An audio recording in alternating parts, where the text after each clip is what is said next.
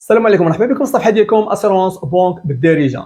اسيرونس كتنقص لك 10% من الثمن اللي كتخلص الا دوزتي عامين بدون حادثه سير انت مسؤول فيها، سواء مسؤول 100% او 50%. وخاص هاد العامين اللي دوزتي ما يكونش انقطاع ديال التامين فايت شهر. يعني الا وقفتي اسيرونس ديالك وفات شهر وعاودتي بغيتي دير اسيرونس غتلقى هاد 10% ديال التخفيض ما عندكش الحق فيها.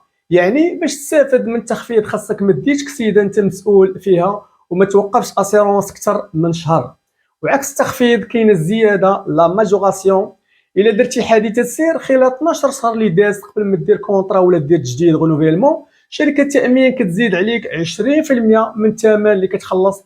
الا درتي حادثه سير ماديه كنتي مسؤول فيها 100% او 50%، وكيزيدوا عليك 30% الا درتي حادثه سير بدنيه يعني فيها الجرح.